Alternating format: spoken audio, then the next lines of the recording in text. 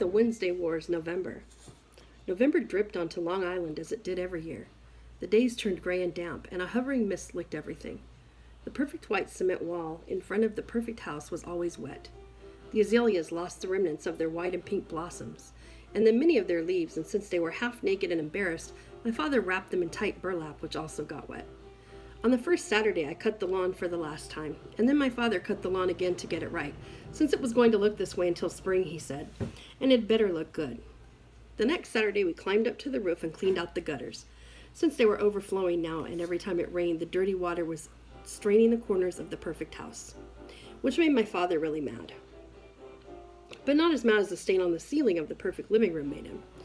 No one knew how long the water had been dripping down onto it, because no one ever went in there.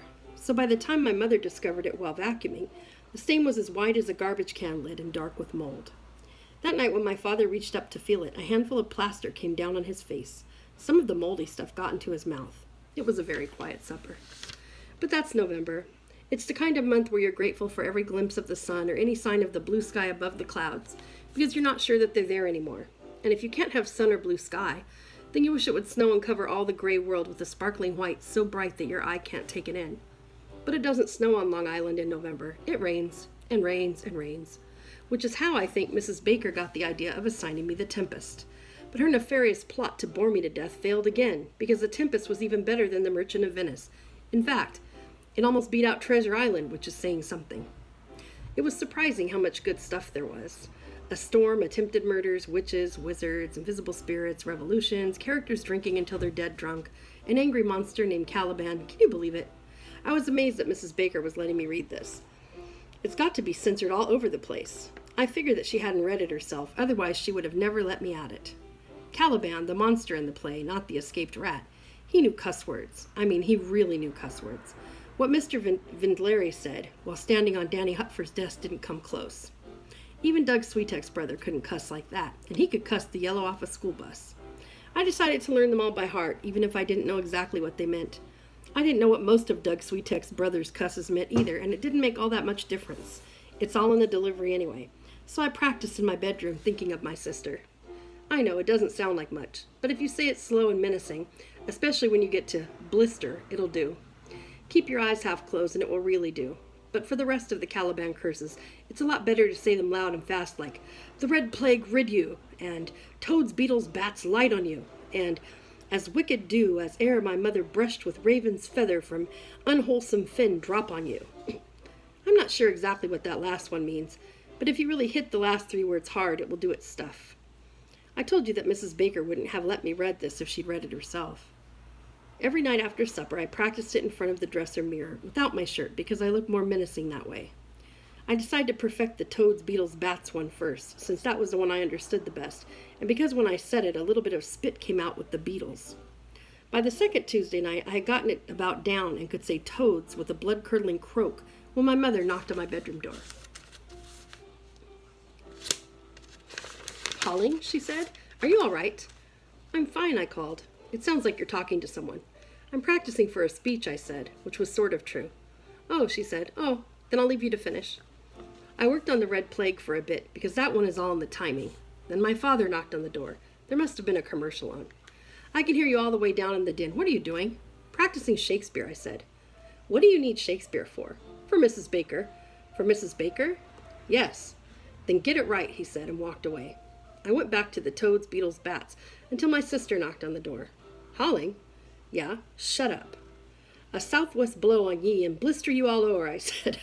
She threw open my door. "What did you say to me?" "In the face of a 16-year-old sister who's about to drop something on you from heaven, even Shakespeare fails." "Nothing," I said. "Keep it that way," she said, "and put your shirt on, you weirdo." She slammed the door shut. I decided I was done with practicing for the night. I went to school early the next day since I needed some private place to practice the curses. When I reached the third floor, I found Mr. Vindleri holding a ladder steady in the middle of the hall. He had half a dozen spring traps in his hand, which he was holding up toward Mr. Goreshi. I could only see Mr. Goreshi's legs, since the rest of him was poked up through an opening where he'd removed some asbestos tiles. "Hand me the rest," Mr. Goreshi called down, and Mr. Vindleri did. "Now the cheese." Mr. Vindleri reached into his bib overalls and pulled out a plastic bag with cubes of yellow cheese. "Now I'll just pull this spring back," Mr. Goreshi said, "and set the bait right beneath." There was a sudden loud snap, and then it wasn't Mercy dropping down as the gentle rain on the place beneath. It was Mr. Goreshi. "Oh," he said. Not really oh, but it wasn't as good as Shakespeare, not even as good as Mrs. Baker. Mr. Goreshi looked up from the floor. His face was red and his fingers redder. He shook them wildly as if he wanted them to separate from the rest of him. "Oh," he said again. Not really. "You could try the red plague rid you," I said. Mr. Goreshi, still on the ground, looked up at me. "What are you doing in school so early?" he said. Or scurvy patch, I said. Mr. Goreshi shook his fingers again. "You're not supposed to be here this early," he said. "He saw us putting up the cages," said Mr. Vindleri. Mr. Goreshi stared at him. "This is a student who let the rats go," he said. "He already knows." Mr. Vindleri looked hard at me, then he put his finger up to his lips. "Not a word," he said. "Toads, beetles, bats, light on me if I let it out," I said, and I got the timing just right. Even a little bit of spit on the beetles. Mr. Goreshi looked at me strangely, and then he slowly stood, picked up the spring traps that had fallen around him, and turned to climb back up the ladder. Considering the condition of his red fingers, I thought it was pretty brave of him. "Go to class, Hollinghood," he said. Mrs. Baker was already in her classroom. She was looking up at the ceiling when I came in, listening to the scrambling and pattering of feet scurrying across the asbestos tiles overhead. We listened together for a moment until the scurrying stopped. "Not a word, Mr. Hoodhood," she said. "Not a word," I said, and went back to my desk. "Did you finish The Tempest?" asked Mrs. Baker. "Yes," I said. "We'll see this afternoon," she said, and she turned back to a pile of essays on her desk, spreading a red plague over them with her pen. Even though I didn't have the private place to practice that I wanted, I figured I could work on the Caliban curses to see if I could get them down just right in a pressure situation. So I whispered into my desk, "Strange stuff. The dropsy drown you," which was cheating a little because I put two together, but I thought it sounded right. I tried it again, thinking about Caliban and Sycorax, the rats, not the monsters in the play, because I wanted to make the strange stuff come out more like a hiss.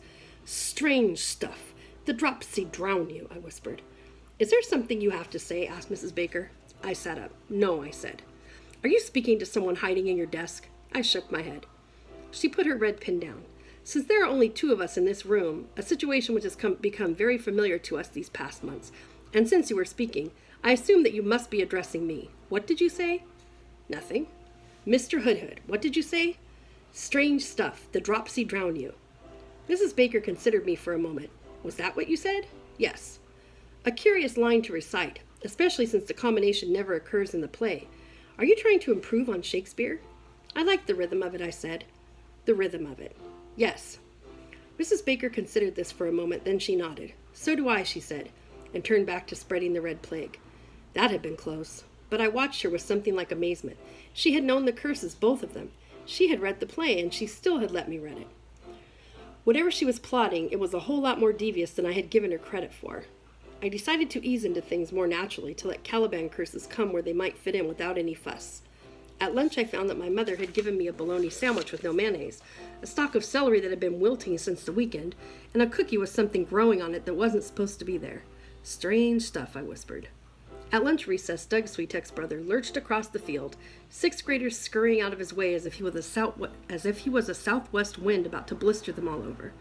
"Thou jesting monkey, thou," I said, not so that he could hear it.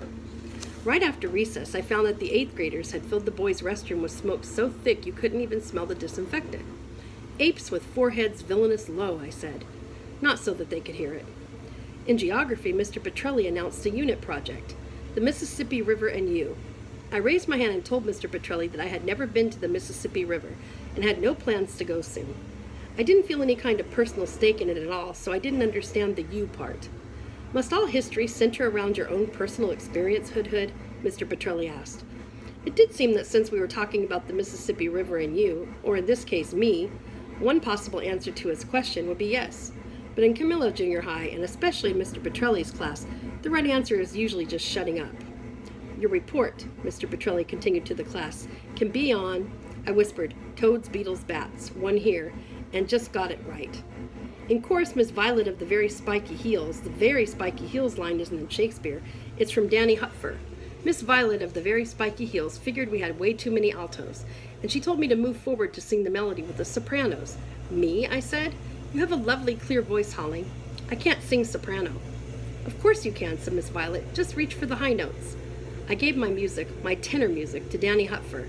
"You have a lovely clear voice, Holling," he said. "Pied ninny," I said. Meryl Lee made room for me on her music stand. You didn't know you could sing like a girl, did you? She said. Blind mole. A wicked dew from unwholesome fin drop you, I said.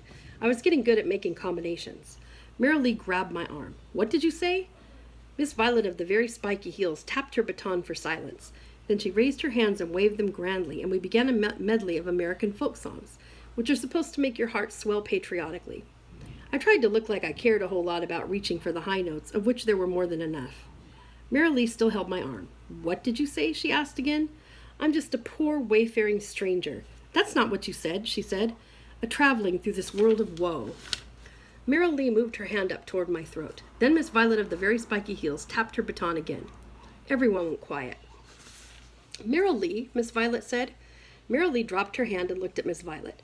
Her cheeks flushed into a color you only see in television cartoons. Merrilee, said Miss Violet, I didn't send Holling up there so that you could flirt with him. Well, the look that came over Merrilee's face was the look you'd have if you wanted the earth to open up so that you could jump in and no one would see you again forever and ever. Her mouth opened, and her eyes opened, and her nostrils opened. Even the freckles across her nose got a whole lot bigger. Miss Violet tapped the baton again, and we started to sing. Yes, we're all dodging, dodging, dodging, dodging. Yes, we're all dodging away through the world. I tried not to show anything when Merrilee put her foot on top of mine and pushed down as hard as she could, which, let me tell you, teaches you something about a world of woe and dodging, too. The next hour was gym, where we ran laps around the track along with the 8th grade class, who all smelled smoky, especially Doug Sweetek's brother. Hood, called Coach Katrani. You call that running? The quality of mercy doesn't drop much from gym teachers. The reason I wasn't running well was because Merrilee had kept pushing down on my foot for all of going down the road feeling bad, and almost all of worried man blues. And if it's possible for there to be internal bleeding in a foot, then that's what mine was doing. Pied ninny, I said, not loud enough for Coach Quattrini to hear me, but loud enough for Doug Sweetek's brother, who was running behind me, to hear. What does that mean? He said, coming up beside me. What? He slowed down to match my limp. Pied ninny. What does that mean? Come on, said Doug Sweetek's brother. It means, you don't know. It means someone who's so stupid that he's eaten all these pies and gotten really sick. Sick like he's going to throw up all over himself. That sick. It was the best I could do while limping along with internal bleeding. That's it, he said. That's it, I said. Thanks, he said, and ran ahead, the scent of cigarette smoke lingering in the air. That afternoon, after everyone had left for Temple Bethel or St. Adalbert's, Mrs. Baker handed me a 150-question test on The Tempest. 150 questions. Let me tell you, Shakespeare himself couldn't have answered half these questions. Show me what you've read and understood, said Mrs. Baker. I sat down at my desk and picked up my pencil. And Mr. Hood, she said, there isn't a single question there about Caliban's curses, presuming as I do that you have mastered those already. That's the teacher gene at work, giving its bearer an extra sense. It's a little frightening. Maybe that's how people decide to become teachers. They have that extra sense, and once they have it, and they know they have it, they don't have any choice except to become a teacher. I got down to work. Overhead, the scurrying sounds of Caliban and Sycorax across the asbestos tiled accompanied the scratching of my pencils. I handed the test in 5 minutes before the end of the day. Mrs. Baker took it calmly, then reached into her bottom drawer for an enormous red pen with a wide felt tip. Stand here and we'll see how you've done, she said, which is sort of like a dentist handing you a mirror and saying, sit here and watch while I drill a hole in your tooth. The first 4 were wrong, and she slashed through my answers with a broad swathe of bright red ink. It looked like my test was bleeding to death. Not such a good beginning, she said. The quality of mercy is not strained, I said. She looked up at me and almost smiled a real smile, not a teacher smile. Think of it, Mrs. Baker almost smiling a real smile. Nothing so much as a pound of flesh is at stake. You could have fooled me. Maybe it was mercy, or maybe I just needed to get into the rhythm of the thing. But after the first 4 wrong, the rest went pretty well, and the gushing blood slowed to a trickle, and then for the last 30 questions in a row, a complete stop. You've coagulated, Mr. Hood, Mrs. Baker said, which I think is a Caliban curse that I missed. For the next week, we will review what you missed, and read The Tempest again. Read The Tempest again, I said. I mean, you can understand reading Treasure Island 4 times, but no matter how good a Shakespeare play is, no one reads it twice. You'll find that there is a lot more to The Tempest than a list of colorful curses. Read The Tempest again, I said. Repetition is not always a rhetorical virtue, said Mrs. Baker. Yes, read it again from the start. So, it had turned out to be an all right Wednesday afternoon after all, except for the internal bleeding, and except for the 150 question test, and except for having to read The Tempest again, from the start. But as I limped on home, I figured that if I read an act that night and another on Thursday and Sunday, Monday, and Tuesday, I could have it all finished pretty painlessly. And each one would probably go a lot quicker since I had already read them all once. Life got brighter, and somehow the world suddenly got brighter too. You know how this is. You're walking along, and then the sun comes out from behind a cloud, and the birds start to sing, and the air is suddenly warm, and it's like the whole world is happy because you're happy.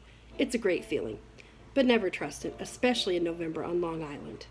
Because as I limped past Goldman's Best Bakery, the front window was filled with cream puffs. Brown, light, perfect cream puffs. And I remembered the death threats hanging over me like Shylock's knife hanging over Antonio's chest. I decided that, to be safe, I'd better get the cream puffs, even if it meant asking for an advance on my allowance, which I had about as much a chance of getting as Shylock's had of his getting his ducats back. Still, I thought I might still have a little chance when Dad got home that evening and let out the great news. Hood and Associates had won the Baker Sporting Emporium contract. They were going to design a new main store and redesign every single one of the chain stores, and there were plenty of them, one in almost every town on Long Island. He grabbed my mother and twirled her around, and they danced beneath the newly plastered ceiling of the living room. Can you believe it? They went into the perfect living room. Then they danced through the kitchen, back into the perfect living room, out onto the front stoop, down the stairs, and past the embarrassed azaleas. Let me tell you, when Presbyterians start to dance on the front stoop, you know something big has happened. We got the contract, we got the contract, we got the contract, we got the contract, my father sang. It sounded like he was waiting for a full-string orchestra to come in, something out of The Sound of Music. When he swept back inside, pirouetting my mother, it seemed the perfect moment to ask, Dad, can I have an advance on my allowance next week? We got the contract, not on your sweet life. We got the contract. That night I dreamed that Caliban had sat at the foot of my bed, looking a lot like Danny Hutfer, and telling me how I was going to end up all scurvy and blistered if I didn't get the cream puffs next week. The end of the 3 weeks I had promised. Beware, beware, he said, and I decided I should. So on Friday I went to Goldman's Best Bakery and put $2.45 on the counter, all the money I had in the world. $2.45 can buy a great deal, said Mr. Goldman. So what is it you want to buy? 22 cream puffs, I said. Mr. Goldman added up 22 cream puffs in his head. For that you need $2.80. I need the cream puffs by next week. You still need $2.80. I can work. I can wash dishes and stuff. I should need you to wash dishes? I have 2 good hands. They can wash dishes too, and I don't have to pay them. I could sweep and clean up. Mr. Goldman held up his 2 good hands. I sighed. You don't need anything around here? What I should really need, he said, is a boy who knows Shakespeare. But is there a boy who knows Shakespeare these days? No, not one. You would think that they should teach Shakespeare in school, but do they? No. Okay, I'm not kidding here. Mr. Goldman really said that. What I should really need is a boy who knows Shakespeare. Those words came right out of his mouth. I know Shakespeare, I said. Sure you do, Mr. Goldman said. You still need $2.80. I do. Mr. Goldman put his hands on his hips. Show me some Shakespeare then. I went back to The Tempest, and not just the Caliban curses either, which is all that Mrs. Baker thought I knew. I spread my arms out wide. Now does my project gather to a head. My charms crack not, my spirits obey, and time goes upright with his carriage. How's the day? Mr. Goldman clapped his hands, really, and then he leaped up on a stool behind the counter, and Mr. Goldman is not someone whose size encourages leaping. He clapped his hands again above his head, and a fine light flooring flew into the air, sort of like chalk dust, and a haze shimmered about his face. His voice changed, and when he spoke, it was though he was chanting a high and far-away music. On the 6th hour, at which time, my lord, you said our work should cease. I spread my arms out even wider and tried to imagine long robes with sleeves that flowed down along the arms of Prospero. I did say so, when first I raised the tempest.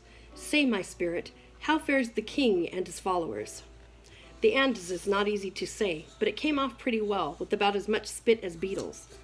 Mr. Goldman clapped his hands again, and another shimmering of flour fell. Confined together in the same fashion as you gave in charge, just as you left them. Mr. Goldman climbed down from the stool and held out his still floury hand. His smile pushed his cheeks into round lumps, and that was how I got to be part of the Long Island Shakespeare Company's holiday extravaganza, which is opening next month, and how I got 22 cream puffs for $2.80 less than I should have, plus 2 more free since they come cheaper by the dozen. And it was a good thing. When Monday came and I walked into the classroom carrying a long box of cream puffs, It was pretty clear that Danny Hupfer and Merrill Lee and Doug Switek and Mai Tai would have been at me with daggers, except looking for a pound of flesh, if I had failed them.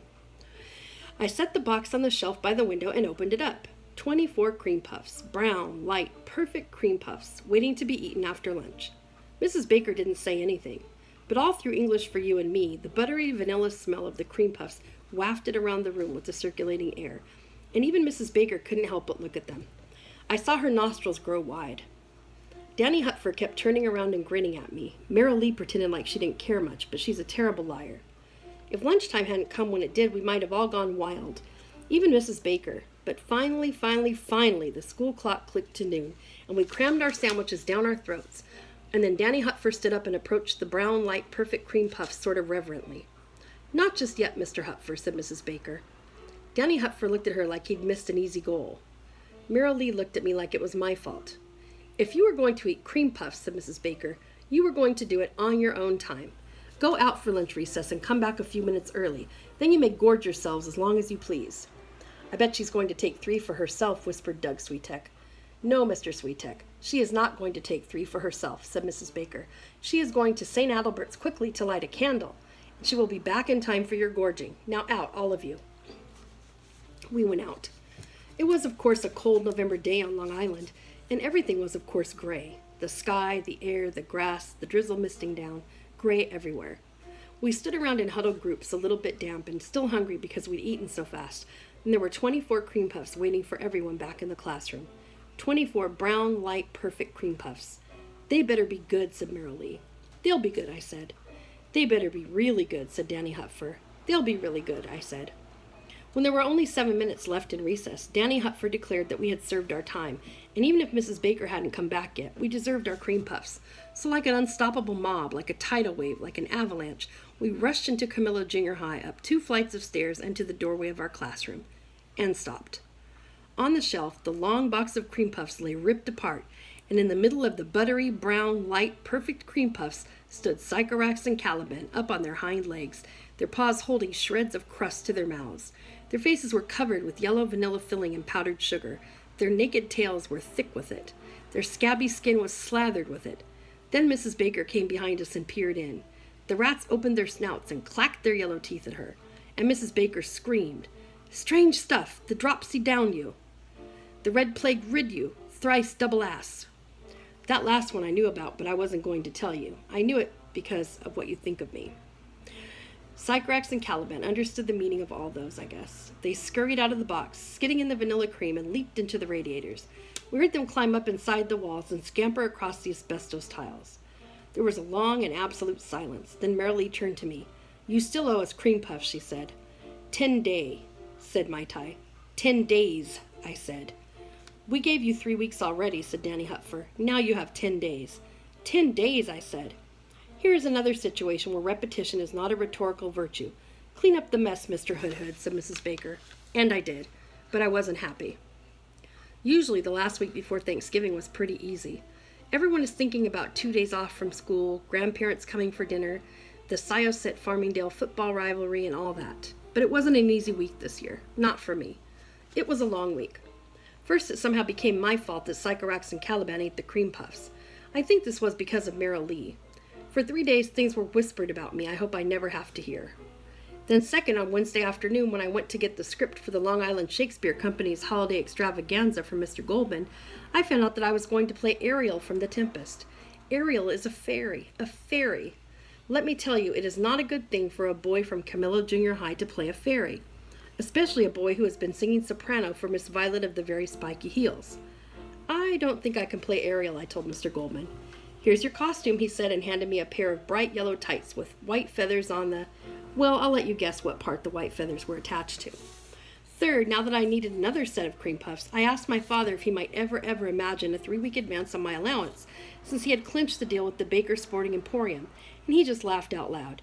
"You ought to be a comedian," he said. "You and Bob Hope. You could travel to Saigon together and do troupe shows." I wasn't trying to be funny, I said. "You must have been trying to be funny, since no kid of mine in his right mind would ever ask for a 3-week advance on his allowance," he said. "I was trying to be funny," I said. "I thought so," he said.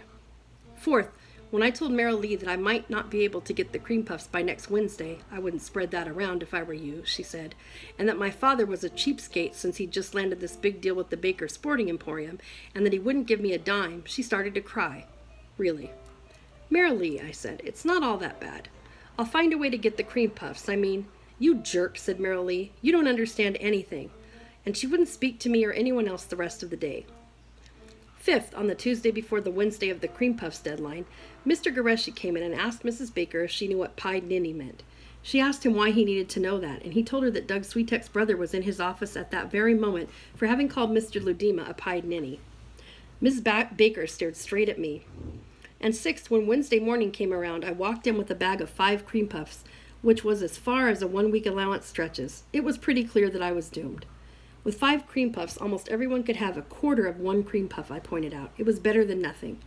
Merrill Lee shook her head. You're dead, said Danny Hupfer. And I suppose I was. At least I wouldn't have to wear the yellow tights with the white feathers attached to you can guess where. But you know that stuff about the darkest nights turning into the brightest dawns. That can sometimes come true, even when you least expect it. Because when we came back in from recess, on the shelf was a long box from Goldman's Best Bakery, filled with 24 cream puffs. 24 brown, light, perfect cream puffs. 24 buttery vanilla cream puffs. Mr. Hood was simply playing a joke on you all, said Mr. Baker. Now enjoy. And we did. That afternoon, Mrs. Baker asked me if I thought that the ending of The Tempest was happy or not. Maybe because I had just had my own happy ending, I told her that I figured it was. How about for Caliban, she asked. Does he deserve a happy ending? No, he's the monster. If there's going to be a happy ending, it means he has to be defeated. You can't end Godzilla without killing Godzilla, and you can't end The Tempest without Caliban getting what, Mr. Hood? He can't win. No, he can't win, but sometimes I wonder if perhaps Shakespeare might have let something happen that would at least have allowed a happy ending, even for a monster. Some way for him to grow beyond what Prospero thought of him. There is a part of us that can be so awful, and Shakespeare shows it to us in Caliban, but there's another part of us too, a part that uses defeat to grow. I wish we could have seen that by the end of the play. She closed her book. Defeat doesn't help you to grow, I said. It's just defeat. Mrs. Baker smiled. 2 weeks ago, the Saturn V lunar rocket passed its first flight test. It's been less than 10 months since we lost 3 astronauts, but we're still testing the next rocket, so that someday we can go to the moon and make our world a great deal bigger. She held up her hands to her face. Wouldn't Shakespeare have admired that happy ending, she whispered. Then she put the book away in her lowest desk drawer. It was quiet and still in the room. You could still hear the soft rain on the windows. Thank you for the cream puffs, I said. The quality of mercy is not strained, she said. Mrs. Baker looked up and almost smiled a real smile. Again. And that's when Mrs. Biggio came into the classroom. Actually, she didn't quite come in. She opened the door and stood leaning against the doorway, one hand up to her mouth, the other trembling on the doorknob. Mrs. Baker stood. Oh, Edna, did they find him? Mrs. Biggio nodded. And is he... Mrs. Biggio opened her mouth, but the only sounds that came out were the sounds of sadness. I can't tell you what they sounded like, but you know them when you hear them. Mrs. Baker sprinted out from behind her desk and gathered Mrs. Biggio in her arms. She helped Mrs. Biggio to her own chair, where she slumped down like someone who had nothing left in her. Mr. Hood, you may go home now, Mrs. Baker said. I did, but I will never forget those sounds. I found out the next day that Mrs. Biggio's husband had died on a small hill with no name in a small part of Vietnam. He had died at night on a reconnaissance mission. Afterwards, the Army decided the hill was not a significant military target and abandoned it. 3 weeks later, the body of First Sergeant Anthony Biggio of the United States Marine Corps was brought back home and buried in the cemetery beside St. Albert's, the church he had been christened and married in. The Hometown Chronicle showed a picture of Mrs. Biggio on the front page, holding in one hand the American flag that had been draped over his casket, now folded into a triangle. The other hand was over her face. 2 nights after that, the Hometown Chronicle showed a different picture, the home of the Catholic Relief Agency where Mai Tai lived, which had been attacked by unknown vandals. Across its front was scrawled these words in broad black letters: Go home, Viet Cong.